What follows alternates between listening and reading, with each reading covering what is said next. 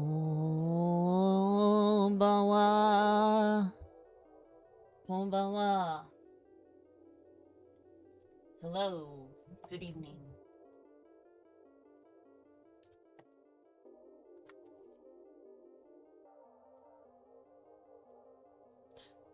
Today is going to be Dracula reading.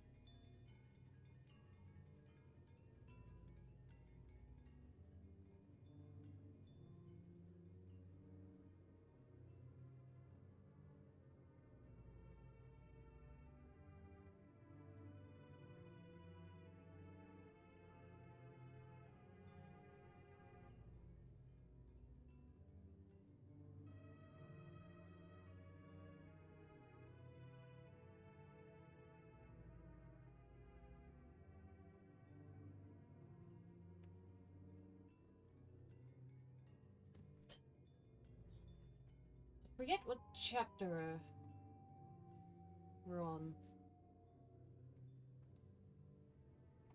I have it bookmarked. It should be chapter 12.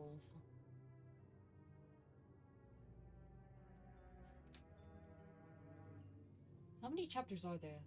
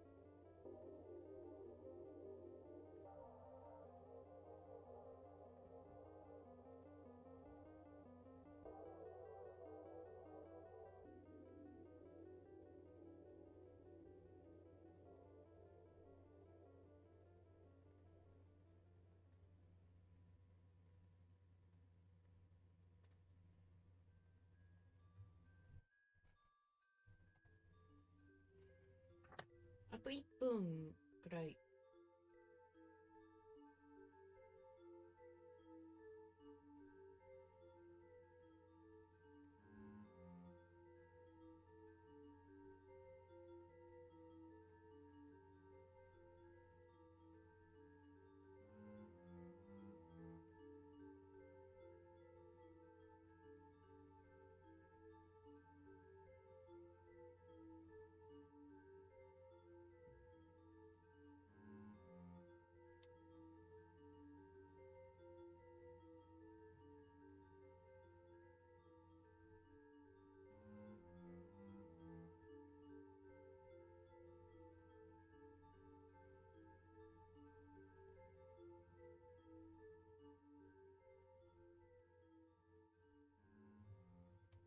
Hello.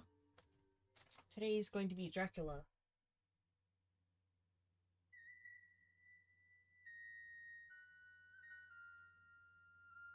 あともう少しで始めます。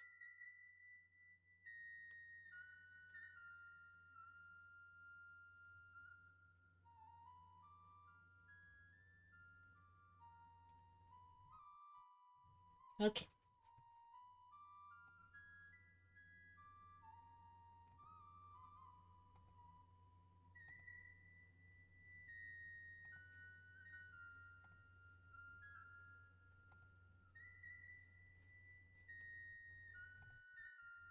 So this is chapter 12.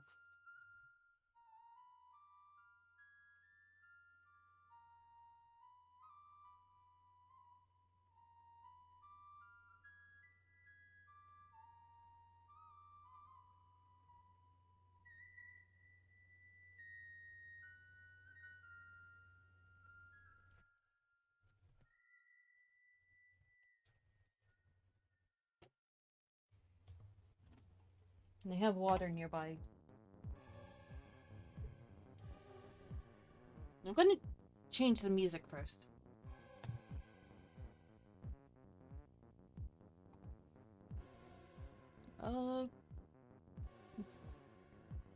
This one.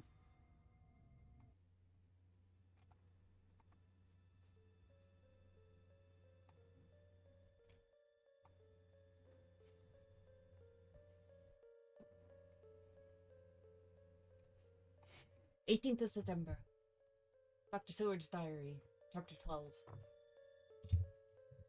I drove up once to Hillingham and arrived early, keeping my cab at the gate.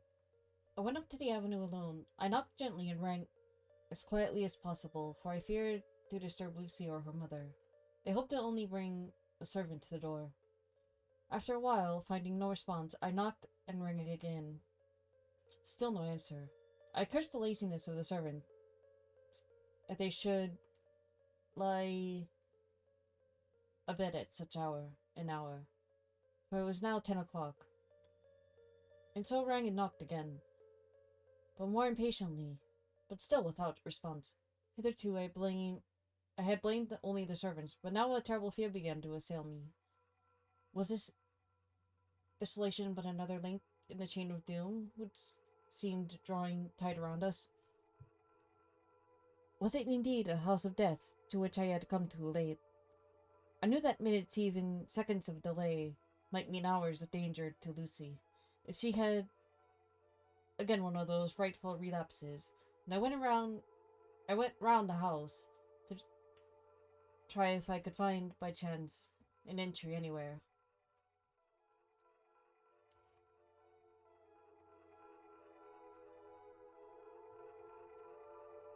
I could find no means of ingress. Every window and door was fastened and locked, and I returned baffled to the porch. As I did so, I heard the rapid pit-pat of a swiftly driven horse's feet. They stopped at the gate, and a few seconds later I met Van Helsing running up the avenue. When he saw me, he gasped out, "Then it was you, and just arrived. How is she?" "Are we too late? Did you not get my telegram?" I answered quickly and coherently as I could that I had only got his telegram early in the morning, and had not lost a minute in coming here. When I could not make any one in the house hear me, he paused and raised his hat as he said solemnly, "And I fear we are too late. God's will be done." With his usual recuperative energy, he went on, "Come. If there be no way open to get in, we must make one. This is all time is all in all to us now."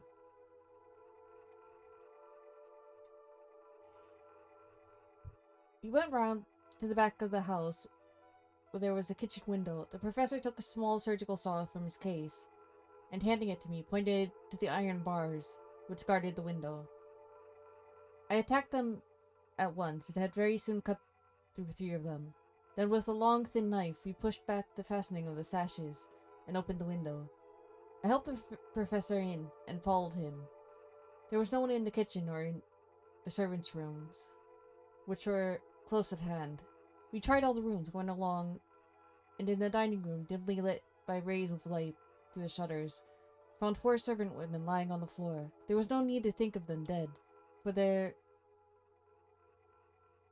stertorous breathing and the acrid smell of laudanum in the room left no doubt as to their condition.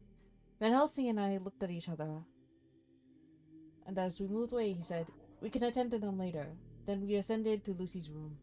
For an instant or two, we paused at the door to listen, but there was no sound that we could hear. With white faces and trembling hands, we opened the door gently and entered the room. How shall I describe what we saw? On the bed lay 2 women, Lucy and her mother. The latter lay farthest in, and she was covered with a white sheet at the edge of which had been blown back by the draught through the broken window, showing the drawn white face with a look of terror fixed upon it. By her side lay Lucy, with a face white and still more drawn. The flowers which had been round her neck were be found upon her mother's bosom, and her throat was bare, showing the 2 little wounds, which we had noticed before, but looking horribly white and mangled. Without a word, the professor bent over the bed, his head almost touching poor Lucy's breasts, and he gave a quick turn of his head as of one who listens, and leaping to his feet, cried out to me, "It is not yet too late. Quick, quick, bring the brandy."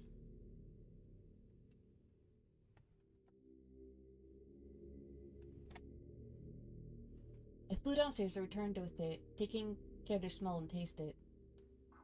Lest 2 were drugged like the decanter of sherry, which I found on the table.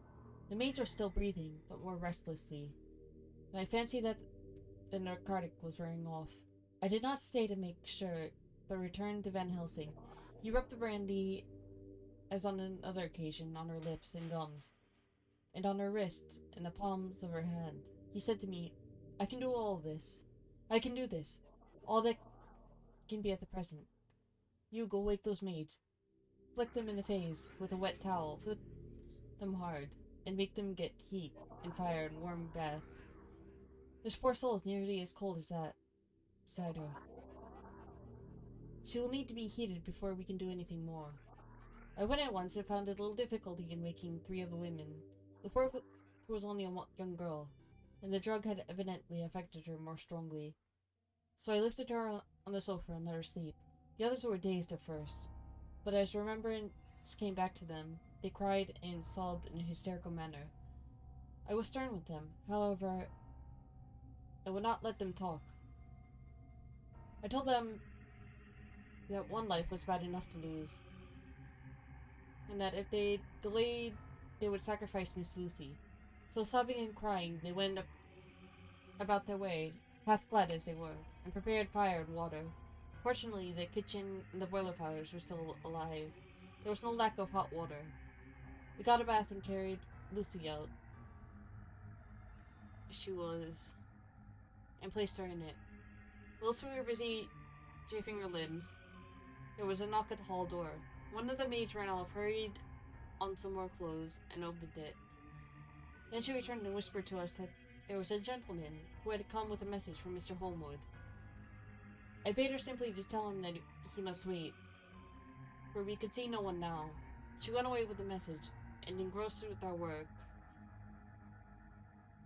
I clean forgot all about him. I never saw in all of my experience the professor work in such deadly earnest. I knew as he knew, that it was a stand-up fight with death, and an applause told him so. He answered me in a way that I did not understand, but with the sternest look that his face could wear. If that were all, I would stop here, where we are now, and let her fade away into peace, for I see no light or life over her horizon. He went on with his work, with, if possible, renewed and more frenzied vigor. Presently, we both began to be conscious that the heat was beginning to be of some effect to Lucy. Lucy's heart began to trifle more audibly to the stethoscope, and her lungs had a perceptible movement. Van Helsing's face almost beamed as we lifted her from the bath and rolled her in a hot sheet to dry her. He said to me, "The first gain is ours. Cheer to the king." We took Lucy into another room, which had by now been prepared, and laid her in bed and forced a few drops of brandy down her throat. I noticed that Van Helsing tied a soft silk handkerchief around her throat. She was still unconscious, and was quite as bad as, if not worse than, we had ever seen her. Van Helsing called in one of the women and told her to stay with her and not to take our eyes off her till we returned, and then beckoned me out of the room. "We must consult as to what is to be done," he said, as we descended in the stairs. In the hall, he opened the dining room door, and we passed in, he closing the door carefully behind him. The shutters had been opened, but the blinds were already down. With that, obedience to the etiquette of death, which the British woman of the lower classes always rigidly observes. The room was therefore dimly dark. It was, however, light enough for our purposes. Van Helsing's sternness was somewhat relieved by a look of perplexity. He was evidently torturing his mind about something, so I waited for an instant, and he spoke. "What are we to do now? Where are we to turn for help? We must have another transfusion of blood, and that soon. Or the poor girl's life won't be worth an hour's purchase. You are exhausted already. I am exhausted too.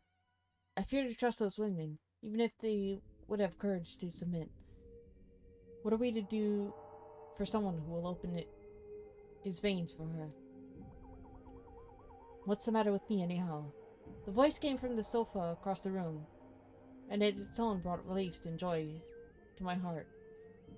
For they were those of Quincy Morris. Van Helsing started angrily at the first sound, but his face softened, and a glad look came into his eyes, as I cried out, "Quincy Morris!" and rushed towards him with outstretched hands. "What brought you here?" I cried as our hands met. "I guess art is the cause." He handed me a telegram. "Have not heard from Seward for 3 days, and am terribly anxious. Cannot leave. Father still in the same condition. Send me word how Lucy is. Do not delay. Homewood."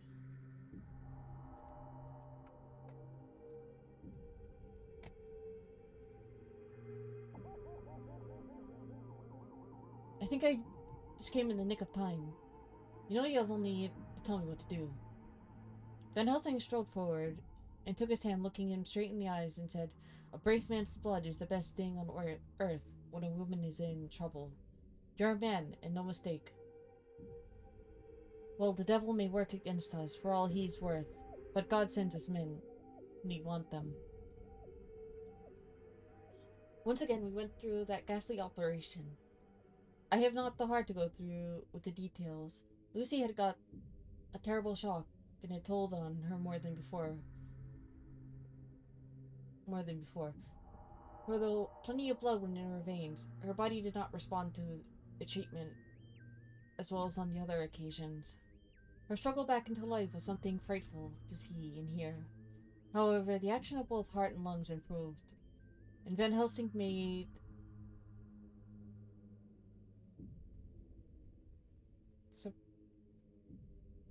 subcutaneous injection of morphia, as before, and with good effect. Her faint became profound somber. The professor watched whilst I went downstairs with Quincy Morris, and sent me one of the maids to pay off one of the cabmen who were waiting. I left Quincy lying down, after having a glass of wine, and told the cook to get ready a good breakfast. Then a thought struck me, and I went back to the room where Lucy now was. When I came softly in, I found Van Helsing with a sheet or two of notepaper in his hand.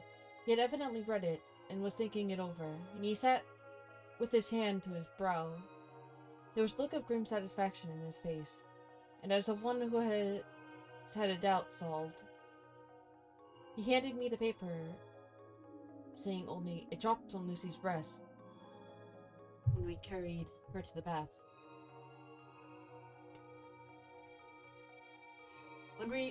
When I had read it, I stood looking at the professor, and after a pause asked him, "In God's name, what does it all mean? Was she, or is she mad? What sort of horrible danger is it?" I was so bewildered that I did not know what to say more.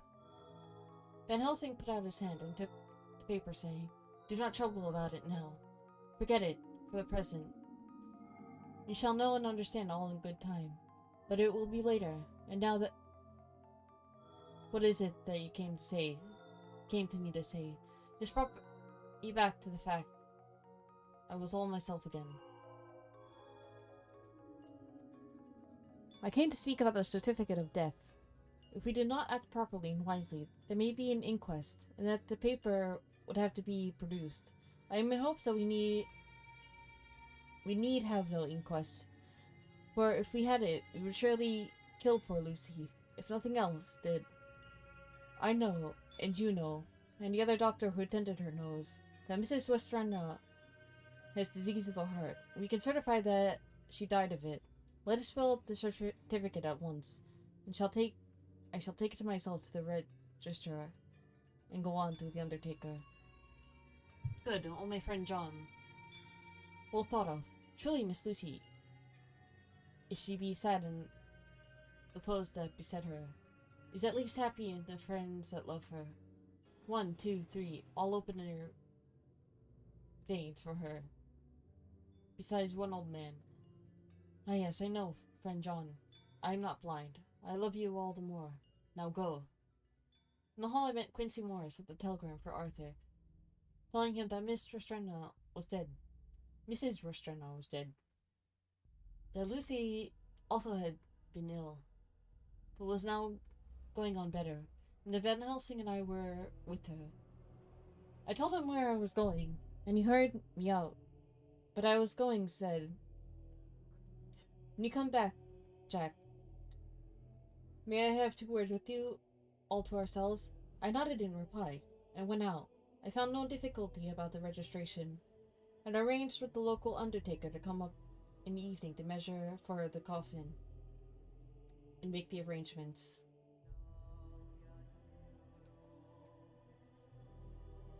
When I got back, Quincy was waiting for me. I told him I would see him as soon as I knew about Lucy. I went up to her room. She was still sleeping, and the professor seemingly had not moved her from his seat at her side. From his putting his finger to his lips, I gathered that I expected her to wake up before long, and was afraid of her stalling nature. So I went down to Quincy and took him into the breakfast room, where the blinds were not drawn down, which was a little more cheerful, or rather less cheerless, than the other rooms. When we were alone, he said to me, "Jack Seward, I don't want to shove myself in anywhere where I've no right to be, but this is no ordinary case. You know, I love that girl and wanted to marry her. But although that's all past and gone, I can't help feeling anxious about her all the same. What is it that's wrong with her? The Dutchman, and a fine old fellow he is, I can see that. Said that time you came into the room that you must have another transfusion of blood, and that both you and he were exhausted. Now I know well that you medical men speak in camera, and the man must not expect to know what they consult about in private. But this is no common matter. Whatever it is, I have done my part. Is not that so?" "That's so," I said. He went on. "I take it that both you and Van Helsing had done already what I did today. Is not that so?" "That's so." And I guess Art was in it too. When I saw him 4 days ago, down at his own place, he looked queer. I have not seen anything pulled down so quick since I was on the pampas and had a mare that I was fond of go to grass all in night. One of those big bats that they call vampires had got at her in the night, and what with the scourge and the vein left open, there wasn't enough blood in her to let her stand up, and I had to put a bullet through her as she lay. Jack, if you may tell me without betraying confidence, Arthur was the first. Is that not so?" As he spoke, the poor fellow looked terribly anxious. He was in torture of suspense, regarding the woman he loved, and his utter ignorance of the terrible mystery which seemed to surround her intensified his pain. His very heart was bleeding, and it took all the manhood of him. And there was a royal lot of it, too, to keep him from breaking down. I paused before answering, for I felt that I must not betray anything which the professor wished kept secret. But already he knew so much, and guessed so much, that there could be no reason for not answering. And so I answered in the same phrase, "That's so." "How long has this been going on?" "About 10 days. 10 days? Then I guess Jack Seward, that poor pretty creature that we all love, has had put into her veins within that time the blood of 4 strong men. Men alive, her whole body wouldn't hold it. Then, coming close to me, he spoke in a fierce half-whisper. What took it out? I shook my head. That, I said, is the crux.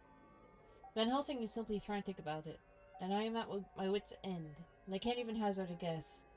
There's been a series of little circumstances which have thrown out all our calculations as to Lucy being properly watched. But these shall not occur again. Here we stay until all be well, or ill. Quincy held out his hand. Count me in, he said. You and the Dutchman will tell me what to do and I'll do it.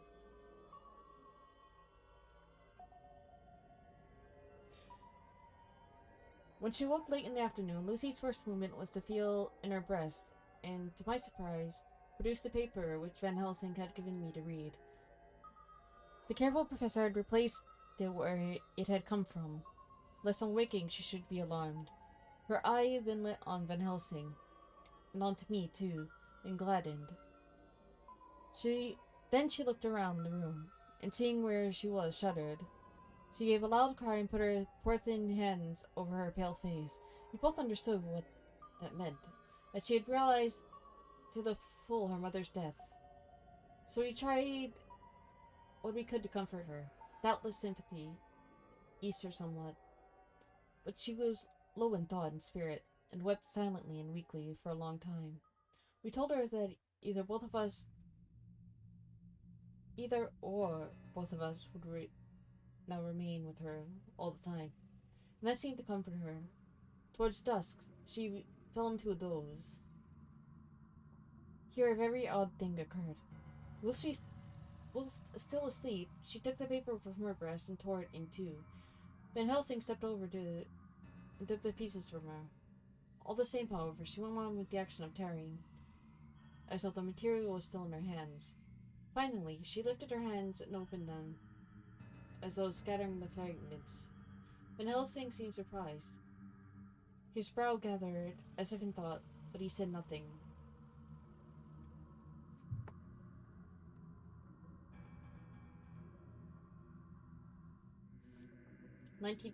September 19th. All last night, she slept fitfully, being always afraid to sleep, and something weaker when she woke from it.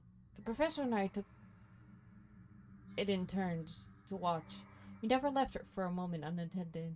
Quincy Morris said nothing about his intention, but I knew all night long he patrolled round and round the house.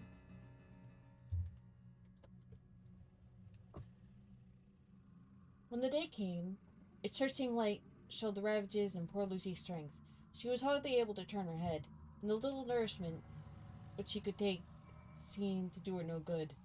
At times she slept, and both Van Helsing and I noticed the difference in her between sleeping and waking. Whilst asleep, she looked stronger, although more haggard, and her breathing was softer. Her open mouth showed the pale gums drawn back from the teeth, which thus looked positively longer and sharper than usual. When she woke, the softness of her eyes evidently changed the expression, for she looked her own self, although a dying one. In the afternoon, she asked for Arthur, and we telegraphed for him. Quincy went off to meet him at the station. When he arrived, it was nearly 6 o'clock, and the sun was setting full and warm, and the red lights streamed in through the window and gave more color to the pale cheeks.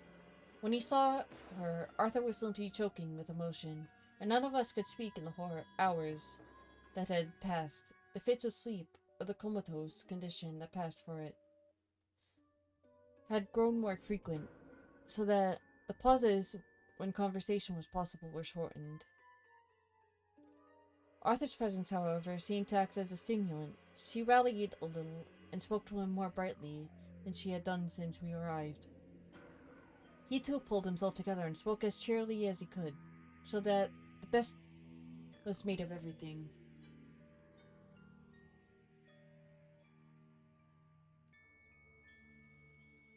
It was now nearly 1 o'clock, and he and Van Helsing were sitting in the room with her. I am to relieve them in a quarter of an hour. I am entering this on Lucy's phonograph. Until 6 o'clock, they are to try to rest. I fear that tomorrow will end their watching, for the shock has been too great. The poor child cannot rally. God help us all.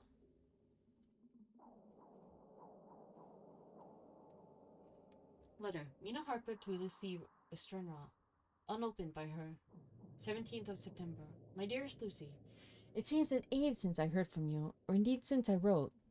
You will pardon me, I know, for all my faults when you have read all my budget of news.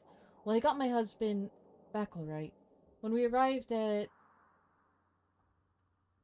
Exeter, there was a carriage waiting for us, and in it, though he had an attack of gout, Mr. Hawkins, he took us to his house, where there were rooms for us, all nice and comfortable, and we dined together. After dinner, Mr. Hawkins said, "My dears, I want to drink your health and prosperity, and may every blessing attend you both. I know you both from children, and have, with love and pride, seen you grow up. Now I want to make your home here with me. I have left to me neither chick nor child. All are gone, and in my will I have left you everything." I cried, Lucy dear, as Jonathan and the old man clasped hands. Our evening was very, very happy one. So here we are, installed in this beautiful old house, and from my bedroom and the drawing room, I can see the great elms of the cathedral, with their great black stems, standing out against the old yellow stone of the cathedral. I can hear the rooks overhead cawing and chattering and gossiping all day, after the manner of rooks and humans. I am busy. I need not tell you arranging of things and housekeeping. Jonathan and Mr. Hawkins are busy all day. For now that Jonathan is a partner, Mr. Hawkins wants to tell him all about the clients.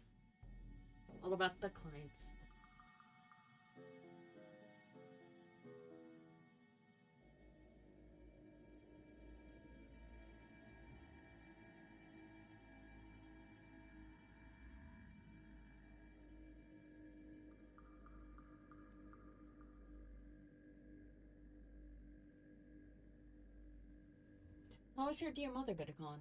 I wish I could run up to town for a day or two to see you, dear, but I dare not go yet. With so much on my shoulders, and Jonathan wants looking after still, he is beginning to put on some flesh on his bones again, but he was terribly weakened by the long illness. Even now he sometimes starts out to sleep in a sudden way and awakes all trembling until I can coax him back to his usual placidity. However, thank God, these occasions grow less frequent as the days go on, and they will, in time, pass away altogether, I trust. And now I have told you my news, let me ask yours. When are you to be married? And where? And who is to perform the ceremony? And what are you to wear?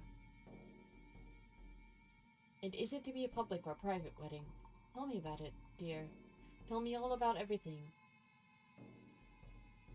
There's nothing which interests you which will not be dear to me. Jonathan asks me to send his respectful duty, but I do not think that it is good enough from the junior partner of the important firm, Hawkins and Harker.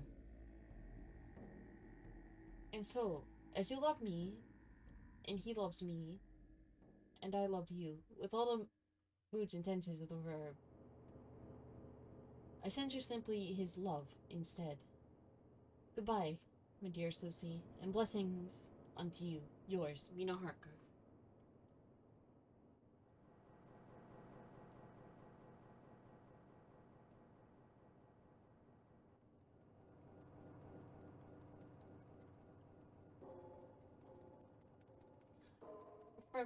Report from Patrick Hennessy, MD, MRC, SLK, QCPI, etc., etc.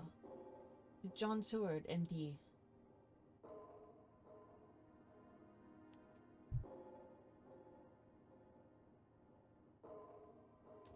My dear sir, in accordance with your wishes, I enclose a part of the conditions of everything left in my charge. With regard to patient Renfield, there's more to say.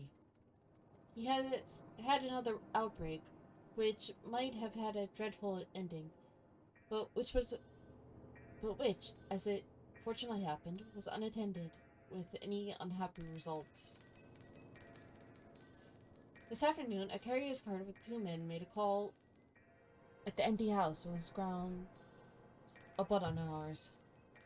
The house to which, you will remember, the patient twice ran away. The men stopped at our gate to ask the porter their way, as they were strangers.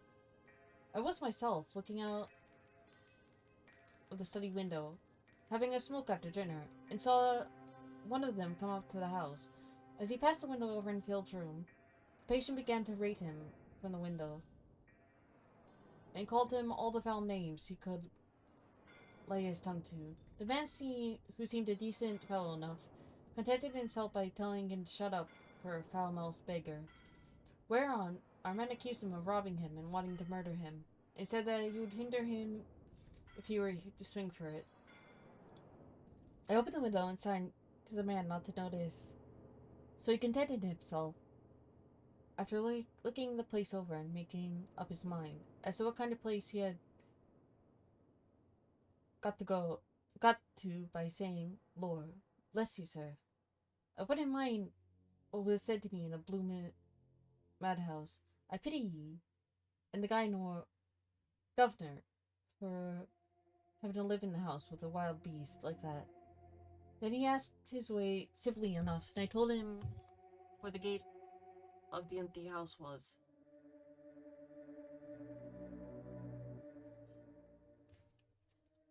He went away, followed by threats and curses and revelings from our man, and I went down to see if I could make out any cause for his anger, since he is usually such a well-behaved man, and except his violent fits, nothing of the kind had ever occurred. I found him, to my astonishment, quite composed and most genial in his manner. I tried to get him to talk of the incident, but he blandly asked me questions as to what I meant, and led me to believe that he was completely oblivious of his affair. Of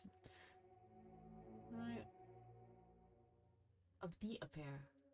It was, I am sorry to say, however, only another instance of his cunning, for within half an hour I heard him again. This time he had broken out through the window of his room and was running down the avenue. I called out for the attendants to follow me, and after I ran after him, for I feared he was intent on some mischief. My fear was justified when I saw the same cart had passed before coming down the road. Having on it some great wooden boxes, the men were wiping their foreheads and were flushed in the face, as if with violent exercise. Before I could get up to him, the patient rushed at them, pulling one of them off the cart, began to knock his head against the ground. If I had not seized him just at the moment, I believe he would have killed the man there and then. And the other fellow jumped down and struck him over the head with the butt end of his heavy whip. It was a terrible blow, but he did not seem to mind it. but seized him so, and struggled with the three of us, pulling us to and fro as if we were kittens. You know I'm no lightweight, and the others were both burly men. At first he was silent in his fighting, but as we began to master him, and the attendants were putting a straight waistcoat on him, he began to shout, "I'll frustrate them.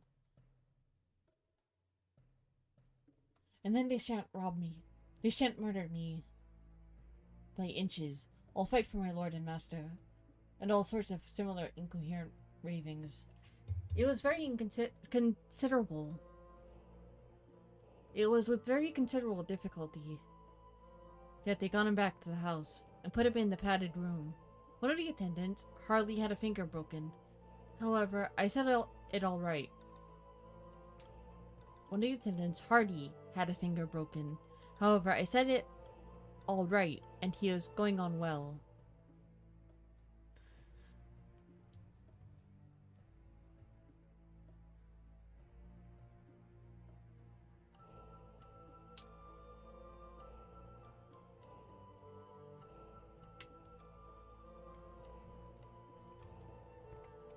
The two carriers were at first loud in their threats of actions for damages, and promised to rain all the penalties of the law on us. The threats were, however, mingled with some sort of indirect apology for the defeat of the two of them by a feeble madman. They said that if it had not been for the way their strength had been spent in carrying and raising the heavy boxes to the cart, they would have made short work of him. They gave us another reason for their defeat: the extraordinary state of drought to which they had been reduced by the dusty nature of their occupation, the reprehensible distance from the scene of their labors, of any place of public entertainment. I quite understood their drift, and after a stiff glass of grog, or rather more of the same, and with each a sovereign in hand, they made light of the attack, and swore that they would encounter a worse madman any day for the pleasure of meeting so bloomin' good a bloke. As your correspondent, I took their names and addresses in case they might be needed. They are as follows: Jack Smollett of Dudding's Rent, King George's Road, Great Walworth, and Thomas Snelling, Peter Farley's Row, Guide Court, Bethnal Green. They're both in the employment of Harris and Sons, Moving and Shipment Company, Orange Masters Yard, Soho. I shall report to you any matter of interest occurring here, and I shall wire you at once if there is anything of importance. Believe me, dear sir, yours faithfully, Patrick Hennessy.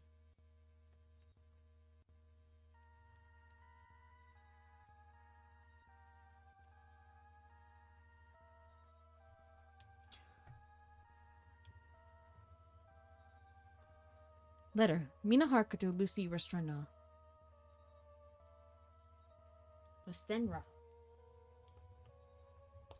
18th of September.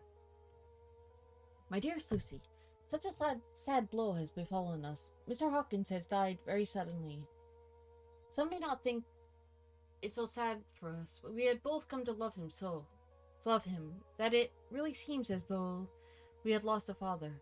I never knew either father or mother, so that the dear old man's death is a real blow to me. Jonathan is greatly distressed. It is not only that he feels deep sorrow for the dear good man who has befriended him all his life, and now that at the end has treated him like his own son, and left him a fortune, which to people of our modest bringing up is wealth beyond the dream of avarice. But Jonathan feels it on another account. He says the amount of responsibility which it puts upon him makes him nervous. He begins to doubt himself. I try to cheer him up, and my belief in him helps him to have a belief in himself. But it is here that the grave shock that he experienced tells upon him the most. Oh, it is Too hard that a sweet, simple, noble, strong nature as his, a nature which enabled him by our dear good friend aid to rise from clerk to master in a few years, should be so injured that the very essence of its strength is gone. Forgive me, dear, if I worry you with all my troubles, in the midst of your own happiness. But Lucy, my dear, I must tell someone, with a strain of keeping up a brave and cheerful appearance to Jonathan, tries me, and I have no one here that I can confide in. I dread coming up to London.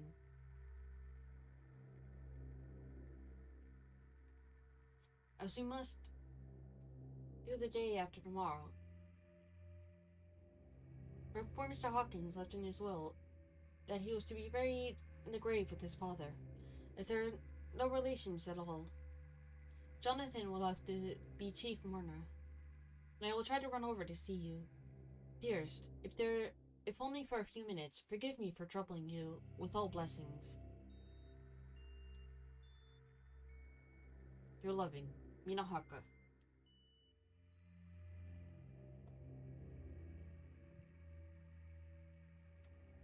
Dr. Seward's Diary, 20th of September. Only resolution and habit can let me make an entry tonight. I am too miserable, too low-spirited, too sick of the world, and all in it, including life itself, that I would not care if I heard this moment the flapping of the wings of an angel of death. And he has been flapping those grim wings, some purpose of late. Lucy's mother, and Arthur's father, and now, then we get on with my work. I duly relieved Van Helsing in his watch over Lucy. We wanted Arthur to go to rest also, but he refused at first. It was only when I told him that we should want him to help us during the day, and we must not at all break down for want of rest, lest Lucy should suffer, and that he agreed to go. Van Helsing was very kind to him. Come, my child, he said, come with me. You are sick and weak, and have had much sorrow and much mental pain as well. As a tax on your strength we know of, you must not be alone. For to be alone is to be full of fears and alarms. Come to the drawing room, where there is a big fire and there are 2 sofas. You shall lie on one, and I on the other, and our sympathy will be comfort to each other.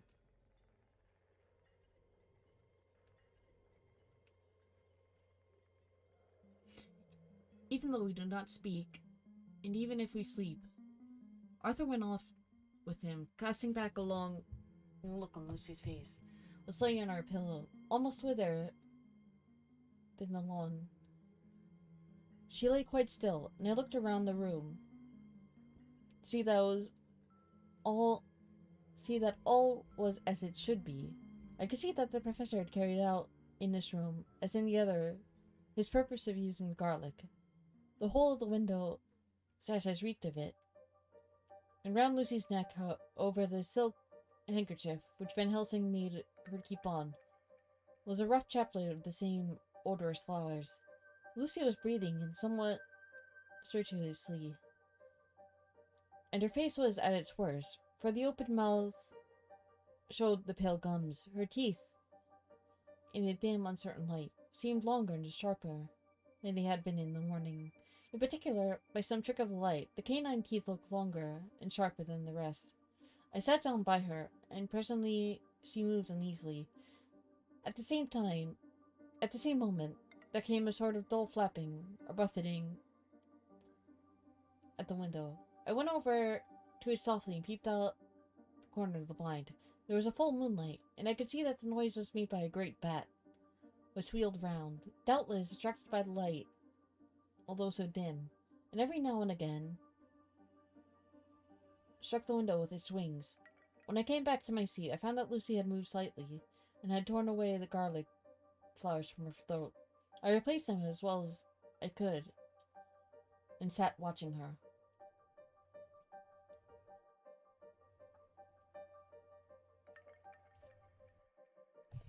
Presently, she woke, and I gave her food as Van Helsing had prescribed. She took a little, and languidly. There did not seem to be with her now the unconscious struggle for life and strength that had hitherto so marked her illness.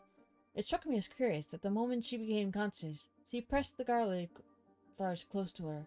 It was certainly odd that whenever she got into that lethargic state, with this stertorous breathing, she put the flowers from her, but that when she waked, she clutched them close. There was no possibility of making any mistake about this, for in the long hours that followed, she had many spells of sleeping and waking, and repeated both actions many times.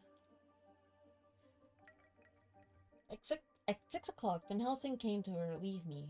Arthur had then fallen into a doze, and he had mercifully let him sleep on. When he saw Lucy's face, I could hear a hissing in draw of his breath. And he said to me in a sharp whisper, "Draw up the blind. I want light." And then he bent down, with his face almost touching Lucy's, examined her carefully. He removed the flowers and lifted the silk handkerchief from her throat. As he did so, he started back, and I could hear his ejaculation, "Mein Gott," as it was smothered in his throat. I bent over and looked too, and as I noticed, some queer chill came over me. The wounds on the throat had absolutely disappeared.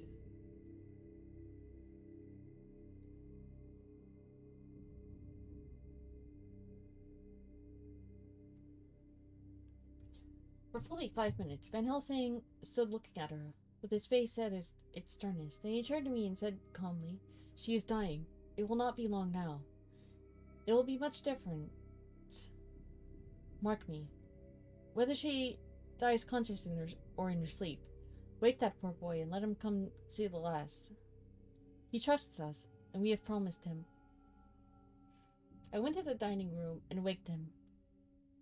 He was dazed for a moment, but when he saw the sunlight streaming in through the edges of the shutters, he thought he was late, expressed his fear, and I assured him that Lucy was still asleep, but told him as gently as I could that both Van Helsing and I feared that the end was near. He covered his face with his hands, and I slid down on his knees by the sofa, where he remained, perhaps a minute, with his head buried, praying whilst his shoulders shook with grief. I took him by the hand and raised him up. "Come," I said, "my dear fellow, summon all your fortitude.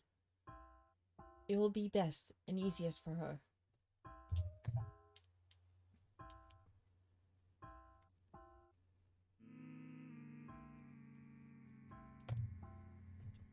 When we came into Lucy's room, I could see that Van Helsing had, with his usual forethought, had been putting matters straight and making everything look as pleasing as possible. He had even brushed Lucy's hair so that it lay on the pillow in its usual sunny ripples. When we came into the room, she opened her eyes and, seeing him, whispered softly, "Arthur, oh my love, I am so glad you have come." He was stooping to kiss her, but when Van Helsing motioned him back, "No," he whispered, "not yet. Hold her hand. It will comfort her more." So Arthur took her hand and knelt beside her, and she looked her best, with all the soft lines matching the angelic beauty of her eyes. Then gradually, her eyes closed and she sank to sleep. For a little bit, her breast heaved softly, and her breath came and went like a tired child's.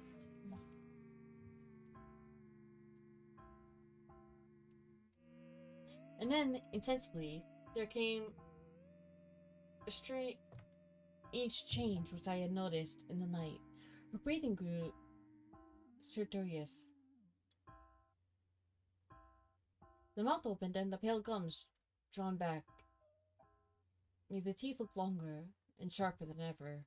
In a sort of sleepwalking, vague, unconscious way, she opened her eyes, which were now dull and hard at once. She said in a soft, voluptuous voice, such as I had never heard from her lips, "Arthur." Oh, my love, I am so glad you have come. Kiss me. Arthur bent over eagerly over to kiss her. But at that instant, Van Helsing, who, like me, had been startled by her voice, swooped upon him and catching him by the neck. With both hands, dragged him back with a fury of strength, which I had never thought he could have possessed, and actually hurled him almost across the room. Not for your life, he said. Not for your living soul in hers. And he stood between them like a lion at bay. Arthur was so taken aback that he did not for a moment know what to do or say. And before any impulse of violence could seize him, he realized that the place and the occasion and stood, silent, waiting. I kept my eyes fixed on Lucy, as did Van Helsing, and we saw a spasm as of rage flit like a shadow over her face. The sharp teeth champed together, and then her eyes closed, and she breathed heavily.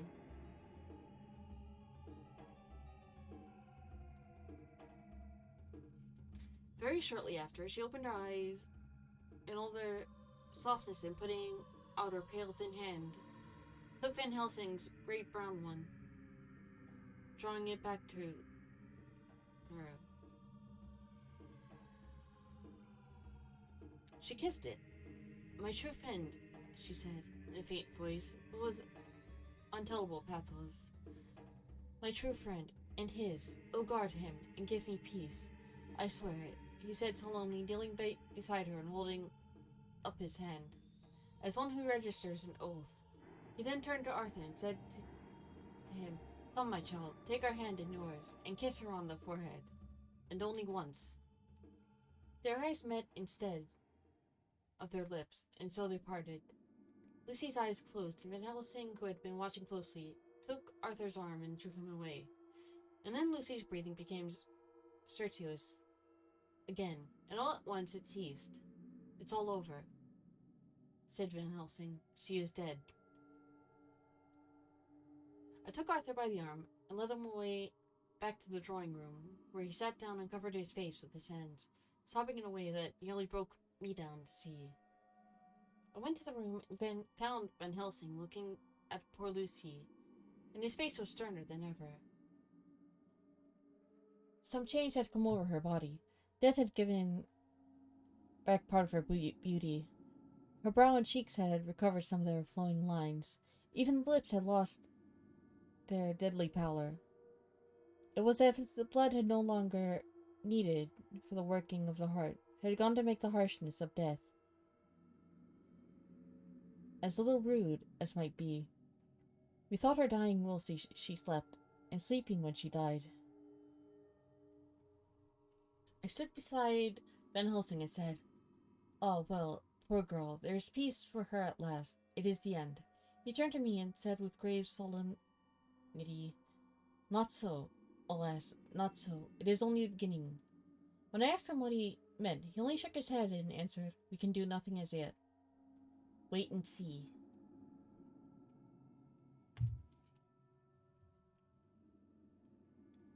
Chapter 13. Dr. Seward's diary continued.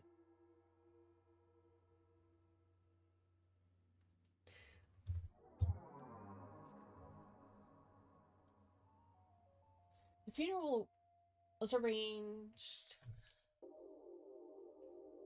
for the next succeeding day, so that Lucy and her mother might be buried together. I attended to all the ghastly formalities, and the urbane undertaker proved that his staff were afflicted, or blessed, with something of his own obsequious suavity. Even the woman who performed the last offices for the dead remarked to me, in a confidential, brother professional way, when she had come out from the death chamber, She makes a very beautiful corpse, sir. It is quite a privilege to attend on her. It's not too much to say that she will do credit to our establishment. I noticed that Van Helsing never kept far away. This was possible from the disordered state of things in the household. There were no relatives at hand, and as Arthur had to be back the next day to attend it at his father's funeral, we were unable to notify anyone who should have been bidden. Under the circumstances, Van Helsing and I took it upon ourselves to examine papers, etc. He insisted upon looking over Lucy's papers himself. I asked him why, for I feared that he, being a foreigner, might not be quite aware of the English legal requirements, and so might be in ignorance, make some unnecessary trouble. He answered me, I know. You forget that I am a lawyer, as well as a doctor, but this is not altogether for the law. You knew that when you avoided the coroner, but I have more than him to avoid. There may be papers more, such as this. As he spoke, he took from his pocket book the memorandum which had been in Lucy's breast, and which she had torn in her sleep. Can you find anything of the solicitor who is for the late Mrs. Westrano? Seal all her papers and write him tonight. For me, I watch here in the room, and in Miss Lucy's old room, all night. And I myself search for what may be.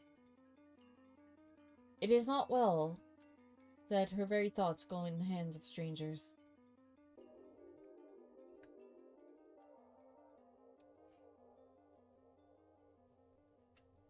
I went on with my part of the work, and in another half hour had found the name and address of Mrs. Westenra's solicitor, and had written to him. All the poor lady's papers were in order. Explicit directions regarding the place of burial were given.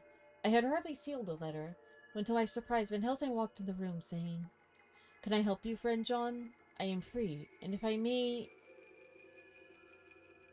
my service is to you. Have you got what you looked for? I asked, to which he replied,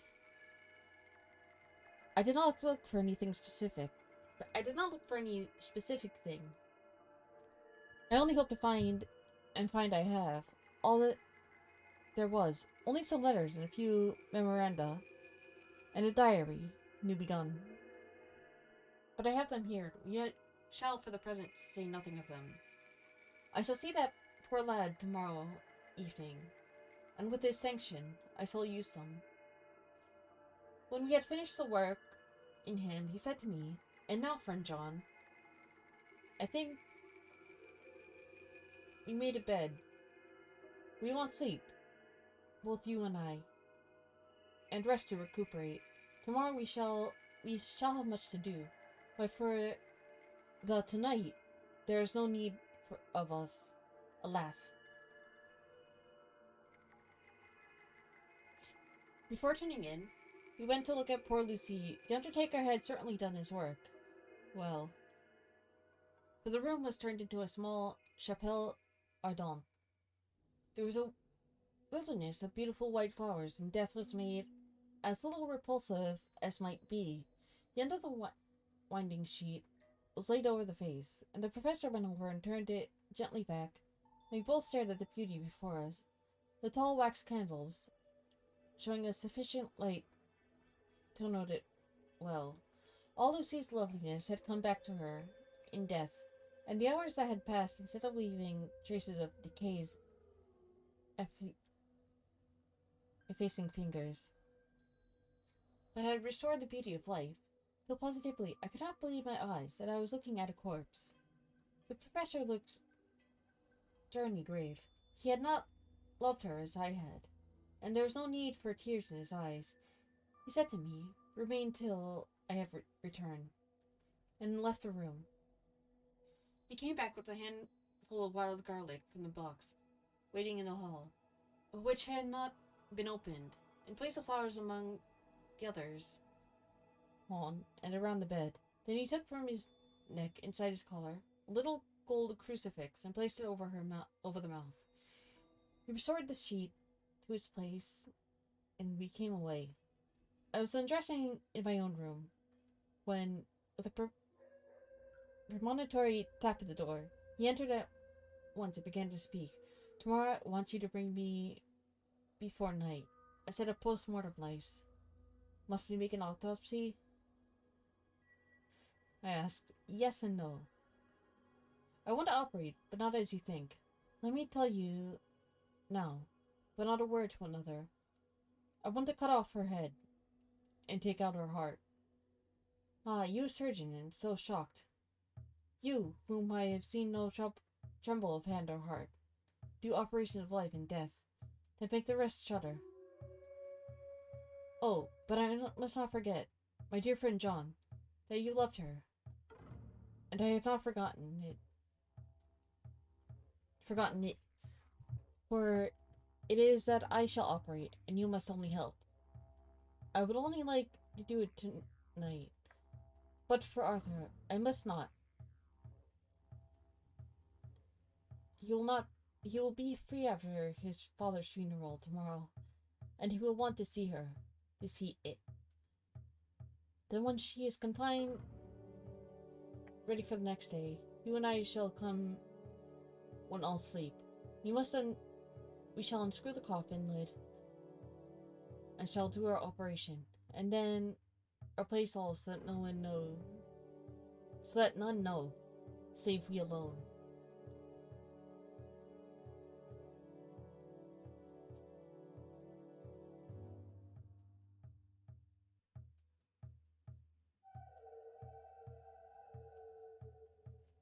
But why do it at all? The girl is dead. Why mutilate her poor body without need? And if there is no necessity for a post-mortem, and nothing to gain by it, no good to her, to us, to science, to human knowledge, why do it? Without such, it is monstrous. For answer, he put his hand on my shoulder and said with infinite tenderness, Friend John, I pity your poor bleeding heart, and I love you the more because it does so bleed. And if I could, I would take it on myself the burden that you do bear. But there are things that you know not, but that you shall know, and bless me for knowing, though they are not pleasant things. John, my child, you have been my friend now for many years, and yet you did ever know me to do anything without good cause. I may err. I am but man, but I believe in all I do. Was it not for these causes that you sent for me? When the great trouble came, yes, you were not amazed, nay, horrified, when I would not let Arthur kiss his love, although she was dying, and snatched him away by all my strength. Yes, and yet you saw how she thanked me with her so beautiful dying eyes, her voice, too, so weak, she kissed my rough old hands and blessed me. Yes, and did you not hear me swear promise to her? That so she closed her eyes grateful? Yes.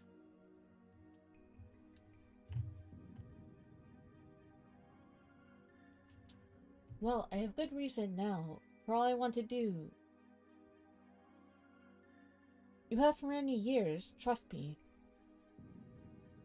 You have believed me weeks past, when there be things so strange, that you might have all doubt. Believe me yet a little, friend John. If you trust me not, I must tell what I think, and that is not perhaps well. And if I work I shall, no matter trust or no trust, without my friend to trust in me, I work with heavy heart and feel, oh, so lonely. And when I want all help and courage that may be, he paused a moment and went on solemnly. Friend John, there are strange and terrible days before us. Let us not be two, but one, so that we work on a good end. Will you not have faith in me?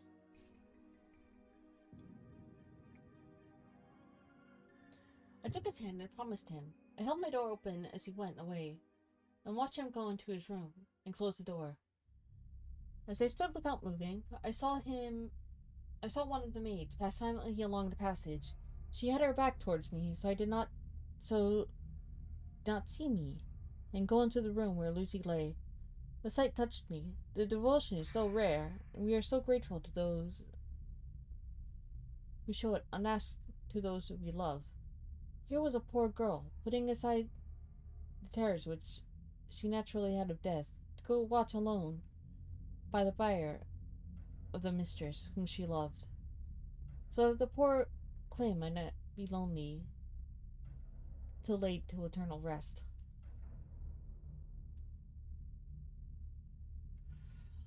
I must have slept long and soundly, for it was broad daylight when Van Helsing waked me by coming into my room. He came over to my bedside and said, "You need not trouble about the knives. We shall not do it." "Why not?" I asked, for his solemnity of the night before had greatly impressed me. "Because," he said sternly, "it is too late, or too early. See." Here he held up a little golden crucifix. This was stolen in the night. "How stolen?" I asked in wonder, "since you have it now." "Because I get it back from the worthless wretch who stole it, from the woman who robbed the dead and the living. Her punishment will surely come, but not through me. She knew not altogether what she did, and thus, unknowing, she only stole. Now we must wait."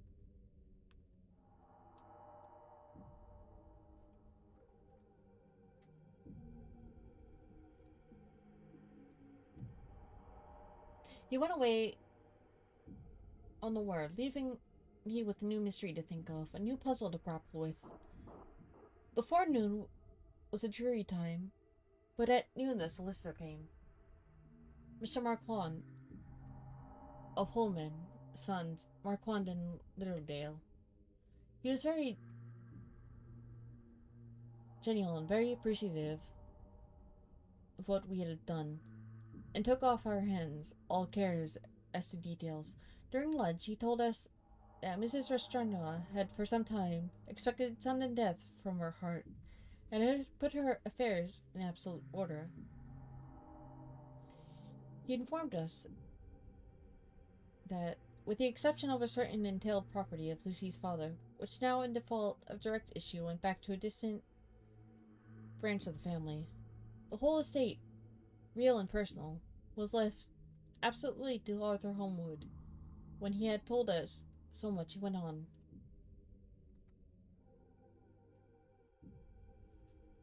"Frankly, we did our best to prevent such testamentary disposition, and pointed out certain contingencies that might leave her daughter either penniless or not so free as she should be to act regarding a matrimonial alliance. Indeed, we pressed the matter so far that we almost came into collision, for she asked us if we were or were not prepared to carry out her wishes. Of course, we had no alternative but to accept. We were right in principle, and 99 times out of 100, we should have proved by the logic of events the accuracy of our judgment. Frankly, however, I must admit that in this case, any form of disposition would have rendered the impossible the carrying out of her wishes, for by her predeceasing her daughter, the latter would have come into possession of the property, and even she had only survived her mother by 5 minutes. The property would, in case there were no will, and a will was a practical impossibility in such a case, have been treated at her decease as under intestacy, in which case Lord Godalming, though so a dear friend, would have had no claim in the world, and the inheritors, being remote, would not likely to abandon their just rights for sentimental reasons regarding an entire stranger. I assure you, my dear sirs, I am rejoiced at the result. Perfectly rejoiced.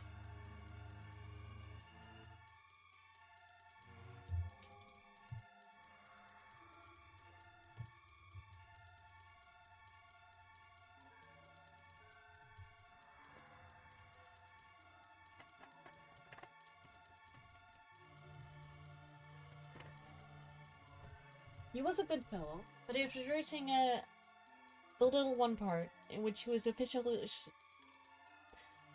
He was a good fellow, but he's rejoicing at the one little part in which he was officially interested. Of so great a tragedy was an object lesson in the limitations of sympathetic understanding.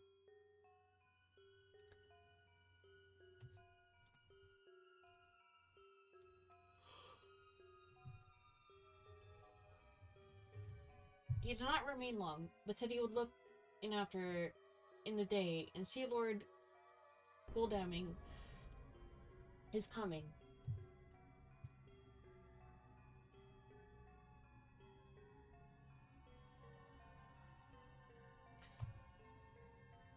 His coming, however, had been a certain comfort to us, since it assured us that we should not have to dread hostile criticism as to any of our acts. Arthur was expected at 5 o'clock, so a little before that time we visited the death chamber. It was so in very truth, for now both mother and daughter lay in it. The undertaker, true to his craft, had made the best display he could of his goods, and there was a mortuary air about the place that lowered our spirits at once. Van Helsing ordered the former arrangement to be adhered to, explaining that, as Lord Godalming was coming very soon, it would be less harrowing to his feelings to see all that was left of his fiancée quite alone. The undertaker seemed shocked at his own stupidity, and exerted himself to restore things to the conditions in which we left them the night before, so that when Arthur came such shocks to his feelings, he could, as we could avoid, were saved.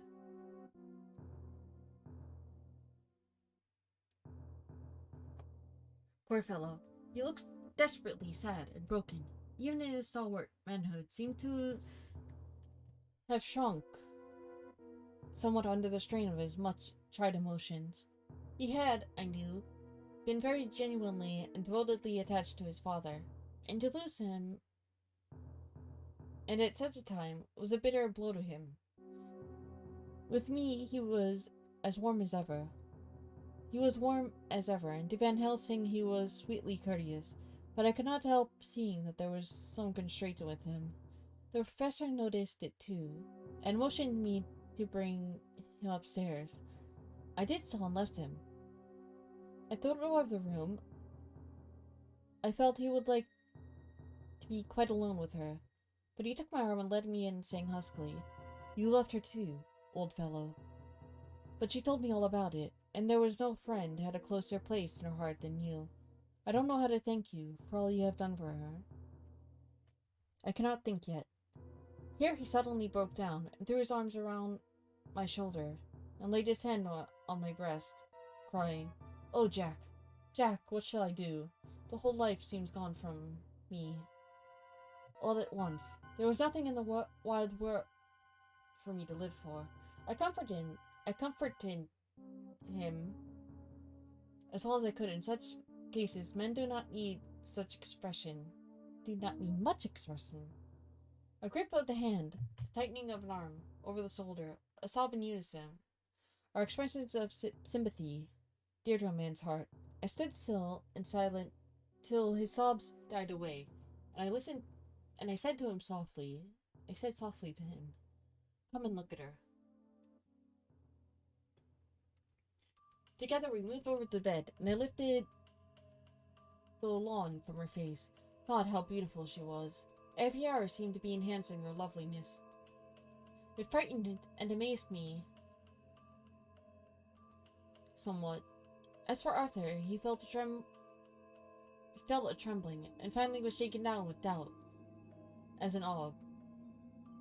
At last, after a long pause, he said to me in a faint whisper, "Jack, is she really dead?"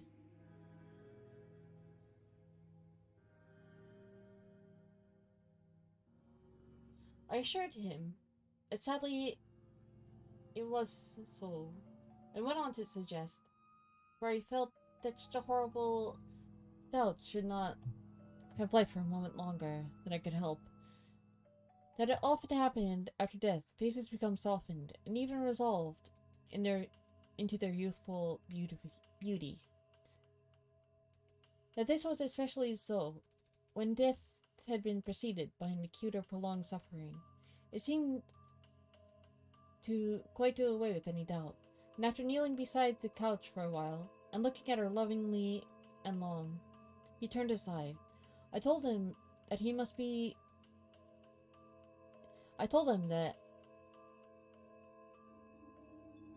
that must be goodbye, as the coffin had to be prepared. So he went back and took her dead hand in his and kissed it and bent over and kissed her forehead. He came away, fondly, looking back over his shoulder at her as he came. I left him in the drawing room and told Van Helsing that he had said goodbye to, so the latter went to the kitchen and tell the undertaker's men to proceed with the preparations and to screw up the coffin. When he came out of the room, again I told him of Arthur's question, and he replied,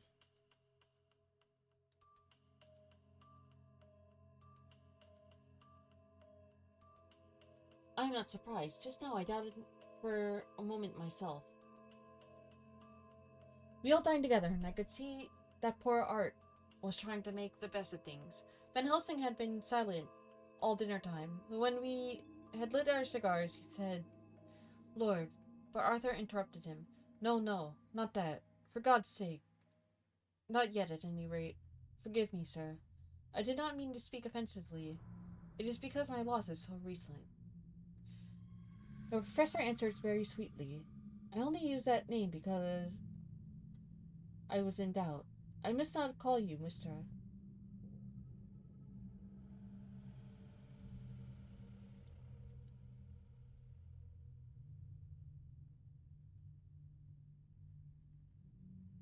And I have grown to love you. Yes, my dear boy, to love you as Arthur." He held out his hand and took the old man's warmly. "Call me what you will," he said. "I hope I may always have the title of a friend. And let me say that I am lost for words to thank you for your goodness to my poor dear." He paused for a moment and went on. "I know that she understood your goodness even better than I do. If I was rude or in any way wanting at the time, you acted so you remember." The professor nodded. "You must forgive me." He answered with great kindness. "I know it was hard for you to trust me then. For to trust such violence needs to understand. And I take it that you do not. That you cannot trust me for now. Yet trust me for now. Do not yet understand. And there may be more times when I shall want you to trust when you cannot, and may not, and must not yet understand. But the time will come when your trust shall be whole and complete in me, when you shall understand, as though the sunlight himself shone through. And you shall bless me from first to last for your own sake, and for the sake of others, and for her dear sake, to whom I swore to protect."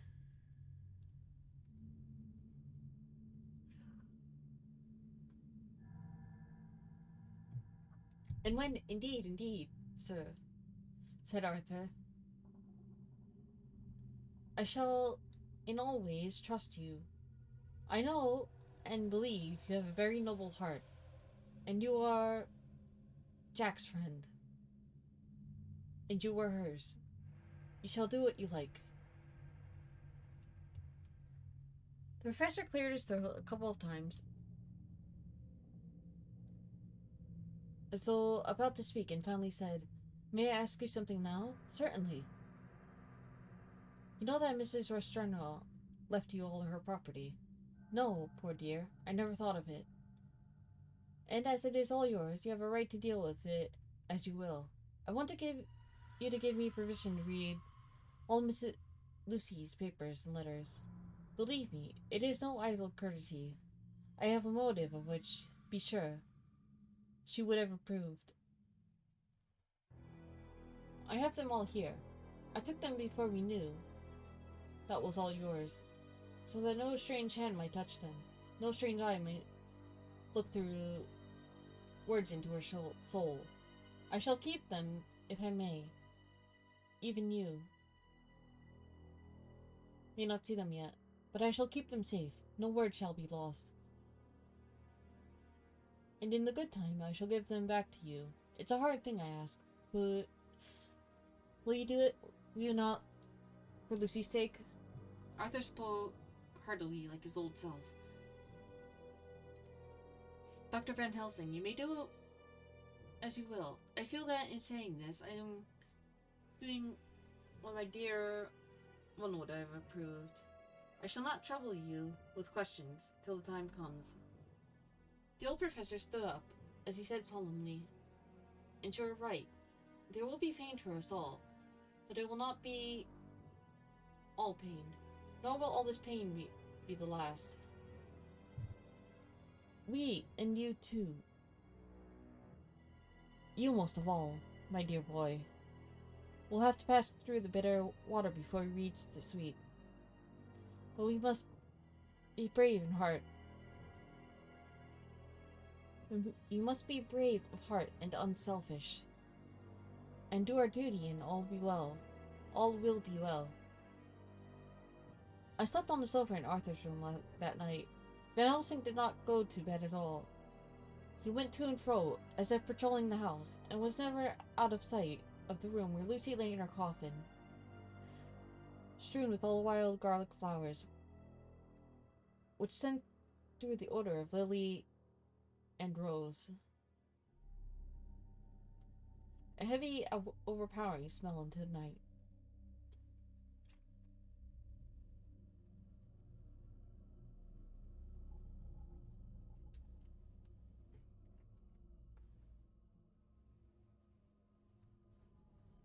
Mina Harker's journal. 22nd of September. In the train to Exeter, Jonathan sleeping. It seems only yesterday that the last entry was made, and yet how much between them in Whitby and all the world before me. Jonathan away, and no news of him, and now married to Jonathan. Jonathan, a solicitor, a partner, rich, master of his business. Mr. Hawkins dead and buried, and Jonathan with another attack that may harm him. Someday he may ask me about it. Down it all goes. I am rusty in my shorthand. See what unexpected prosperity does for us, so it may be as well for us to freshen it up. Again with the exercise, anyhow.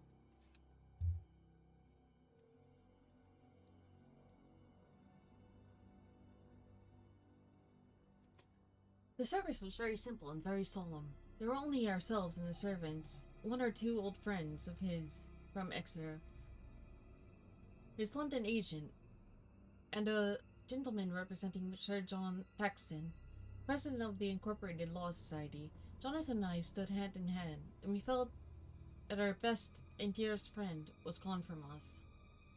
We came back to town quietly, taking a bus to Hyde Park Corner. Jonathan thought it would interest me to go into the Row for a while, so we sat down, and there were very few people there. And there was a sad-looking desolate to see so many empty chairs. It made me think of the empty chair at home, so we got up and walked around. So we got up and walked down Piccadilly. Jonathan was holding me by the arm, the way he used to in old days before I went to school. It felt very improper, for you can't go on for some years teaching etiquette and decorum to other girls, without the pedantry of it biting yourself a bit. But it was Jonathan, and he was my husband, and we didn't know anybody who saw us, and we didn't care if they did, so on we walked.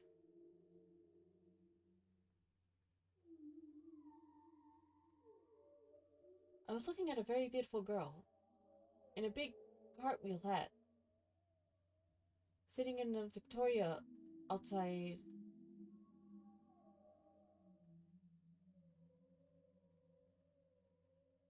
Villanos. And I felt Jonathan clutch my arm, so tight that he hurt me. And he said under his breath, "My God." And I am always anxious about Jonathan, for I fear that some nervous fit may upset him again. So I turned to him quickly and asked him what it was that disturbed him. He was very pale, and his eyes seemed bulging out. As half in terror and half in amazement, he gazed at a tall, thin man with a beaky nose and black mustache, pointed beard. He was also observing the pretty girl. He was looking at her so that he did not see either of us, and so I had a good view of him. His face was not a good face.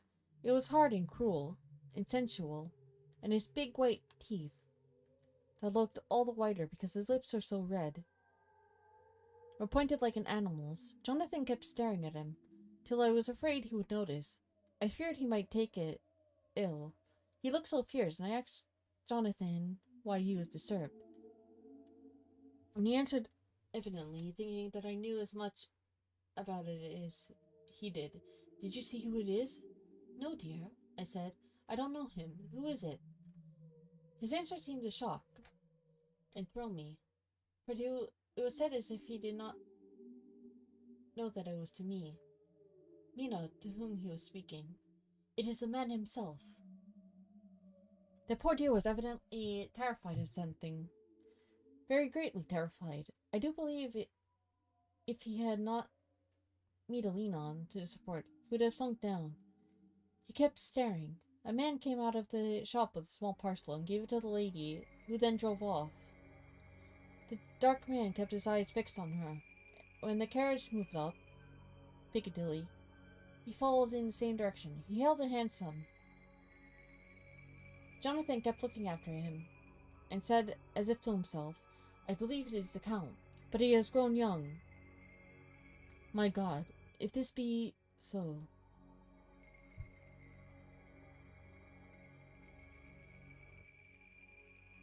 Oh my God, oh my God.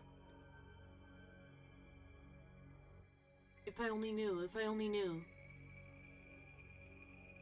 He was distressing himself so much that I feared to keep his mind on the subject by asking him any questions, so I remained silent. I drew him away quietly, and he, holding my arm, came easily. We walked a little further, and then went in and sat for a while in the Green Park. It was a hot day for autumn, and there was a comfortable seat in a shady place. After a few minutes, staring at nothing, Jonathan's eyes closed and went quietly into a sleep, with his head on my shoulder.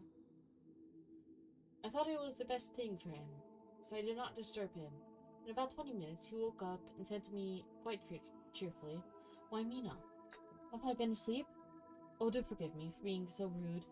Come and we'll have a cup of tea somewhere." He had evidently forgotten all about the dark stranger, as in his illness he had forgotten all that this episode reminded him of. I don't like this lapsing into forgetfulness. It may make or continue some injury into the brain. I must not ask him, for I fear I shall do more harm than good. But I must somehow learn the facts of his journey abroad. This time is come, I fear, when I must open that parcel and know what is written. Oh, Jonathan, you will, I know, forgive me if I do wrong, but it is for your own dear sake. Later, a sad homecoming in every way. The house empty of the dear soul who was so good to us. Jonathan still pale and dizzy under a slight relapse of his malady. And now a telegram for Van Helsing, whoever he may be. You will be grieved to hear that Mrs. Westrana died 5 days ago and that Lucy died the day before. They were both buried today. Oh, what a wealth of sorrow. In few words, Mrs. Westrana, poor Lucy, gone, never to return to us. And poor Arthur to have lost such sweetness out of his life. God help us all, hear our troubles.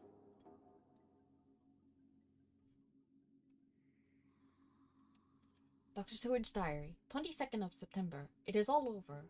Arthur has gone back to Ring, and has taken Quincy Morris with him. What a fine fellow is Quincy. I believe in my heart of hearts that he suffered as much about Lucy's death as any of us, but he bore himself through it like a moral Viking. If America can go on breeding men like that, she will be a power in the world indeed. Van Helsing is lying down, having a rest preparatory to his journey. He goes over to Amsterdam tonight. It says he returns tomorrow. That he only wants to make some arrangements, which can only be made personally. He's to stop with me, if he can. He says he has work to do in London, which may take some time. Poor old fellow. I fear that the strain of the past week has broken down even his iron strength. All the time of the burial, he was, I could see, putting some terrible restraint on himself. When it was all over, we were standing beside Arthur. The poor fellow was speaking of his part in the operation, where his blood had been transfused to Lucy's veins. I could see Van Helsing's face grow white and purple by turns.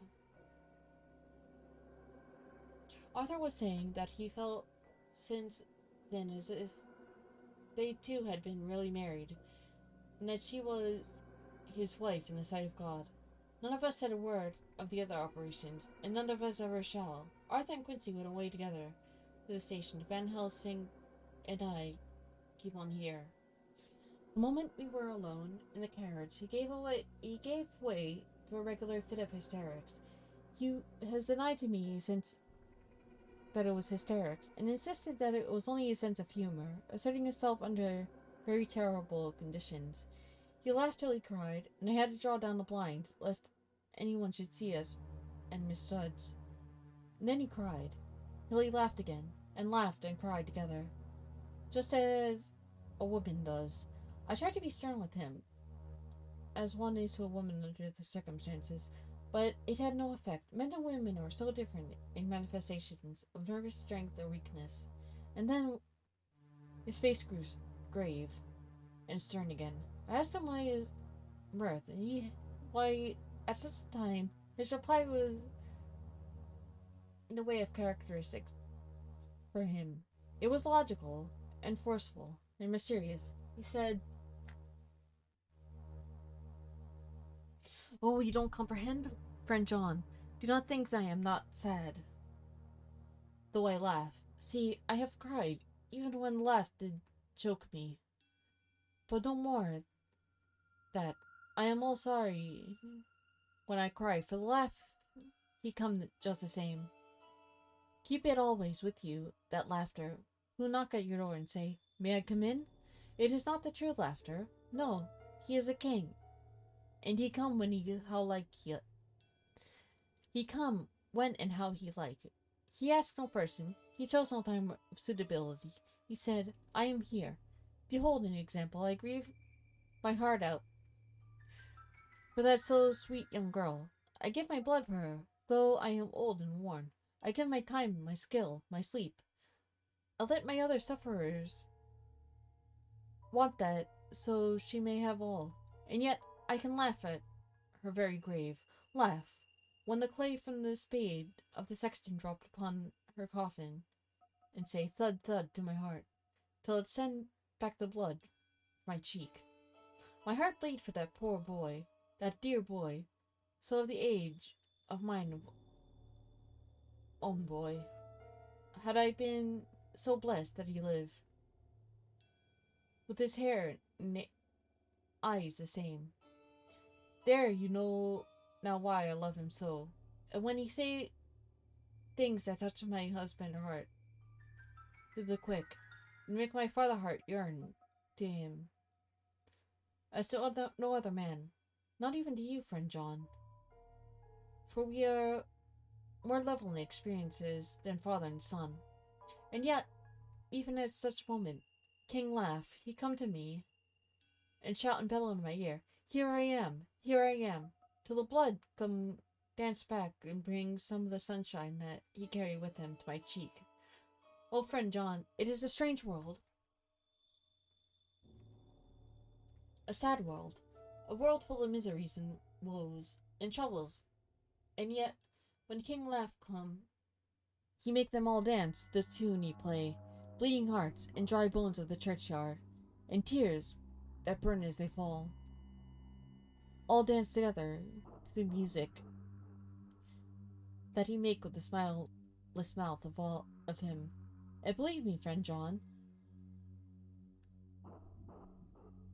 that he is good to come and kind. Oh, we men and women are like rope drawn with the string that pull us in different ways. Then tears come, and like the rain on the ropes, they brace us up, until perhaps the strain becomes too great we break. But King Left, he come like sunshine, and he ease off the strain again, and we bear to go on with our labor, what it may be.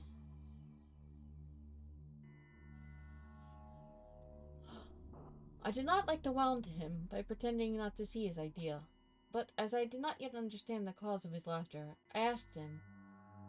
As he answered me, his face grew stern, and he said, in quite a different tone,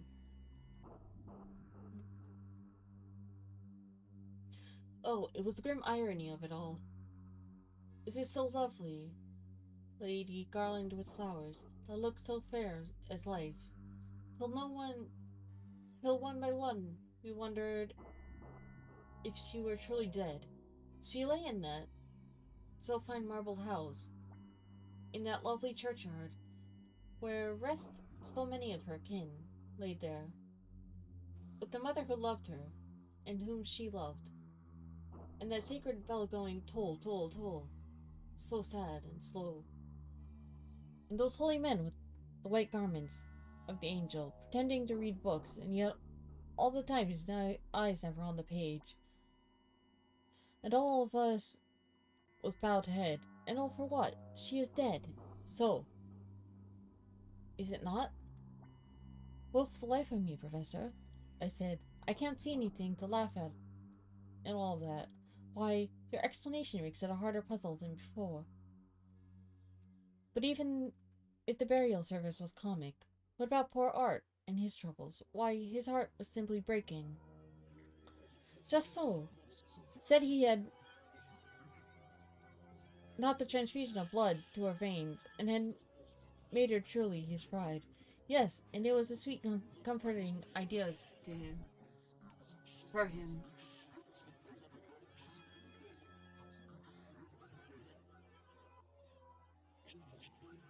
Quite so, but there was difficulty, friend John. If so, then what about the others? Ho ho. And this is so sweet maid is a polyandrous. And me, with my poor dead wife to be, but alive by church's law, although no wits, all gone, even I who am faithful husband. So there's now no wife. I am a bigamist. I don't see where the joke comes in there either, I said, and I did not feel particularly pleased with him saying such things. He laid his hand on my arm and said, Friend John, forgive me if I pain. I showed not my feelings to others, when it would, well, but only to you, my friend, my old friend.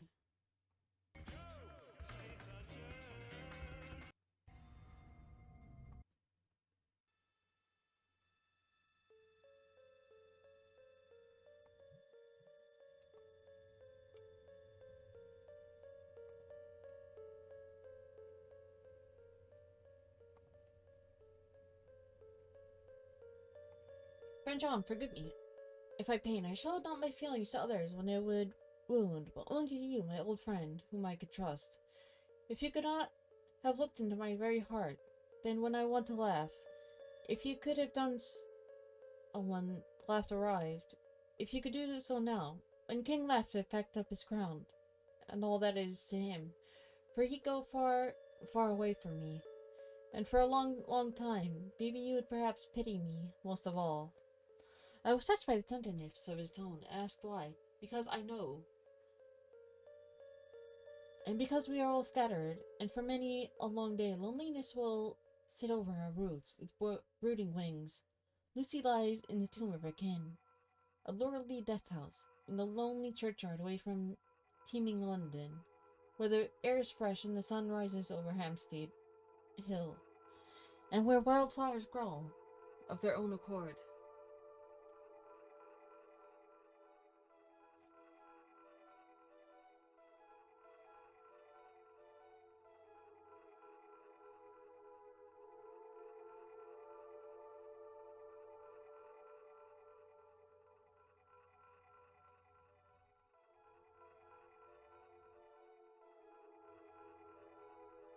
So I can finish this diary, and God only knows if I shall ever begin another.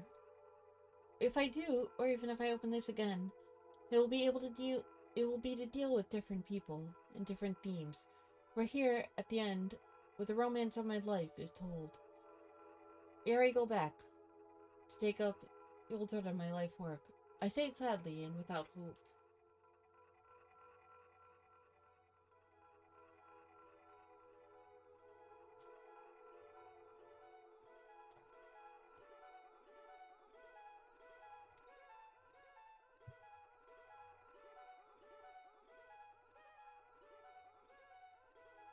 Finis. The Westminster Gazette, 25th of September. A Hampstead mystery. The neighborhood of Hampstead is just a present exercise. It's just a present exercise with a series of events which seem to run on lines of parallels to those of what was known to the writers of headlines as the Kensington Horror, or the Stabbing Woman, or the Woman in Black. During the past 2 or 3 days, several cases have occurred of young children straying from home or neglecting to return from their playing on the heath. In all these cases, the children were too young to give any properly intelligible account of themselves. But the consensus of their excuse is that they had been with a bloofer lady. It had always been late in the evening when they have been missed, and on 2 occasions, the children have not been found until early in the following morning. It is generally supposed in the neighborhood that, as the first child missed gave as his reason for being away, that a bloofer lady had asked him to come for a walk, and the others had picked up the phrase and used it as occasion served. This is the more natural, as the favorite game of the little ones at present is luring each other away by whales. A correspondent writes to us that to see some of the tiny tots pretending to be the bloofer lady is supremely funny. Some of our characterists might, he says, take a lesson with the irony of grotesque by comparing the reality and the picture. It is only in accordance with general principles of human nature that the bloofer lady should be the popular role at these alfresco performances. Our correspondent naively says that even Ellen Terry could not be so winningly attractive as some of these grubby-faced little children present, and even imagine themselves to be. There is, however, possibly a serious side to the question, for some of the children, indeed all who have been missed at night, have been slightly torn or wounded in the throat. These wounds seemed such as might be made by a rat or small dog, although of not much importance individually would tend to show that whatever animal inflicts them has a system or method of its own. The police of the division have been instructed to keep a sharp lookout for straying children, especially when very young, in and around Hampstead Heath, and for any stray dog which may be about. The Westminster Gazette, 25th of September. Extra special. The Hampstead Horror. Another child injured. The Bloofer Lady. We have just received intelligence that another child missed last night. It was only discovered late in the morning under a furze bush at Shooter's Hill, site of Hampstead Heath, which is perhaps less frequented than the other parts. It has the same tiny wound in the throat, as has been noticed in other cases. It was terribly weak and looked quite emaciated. It too, when partially restored, had the common story to tell, being lured away by the Bloofer Lady.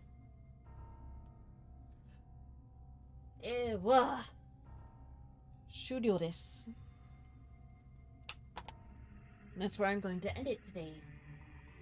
今日も見てくれてありがとうございます。次回も見に来てくれるとありがたい。Thank you for watching today, and I hope you watch again next time too.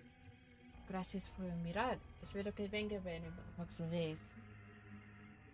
So next time will be chapter 14. Next week will be chapter 14. Credit. 見てくれてありがとう。ローンも見てくれてありがとう。Thank you for watching and thank you for lurking.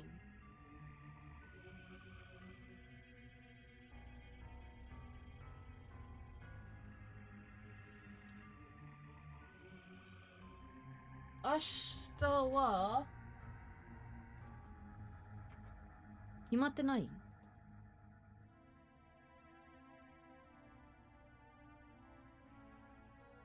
I might do illustrations tomorrow.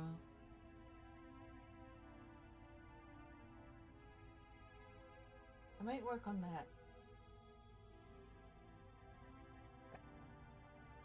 では、終了。お疲れ。バイバイ。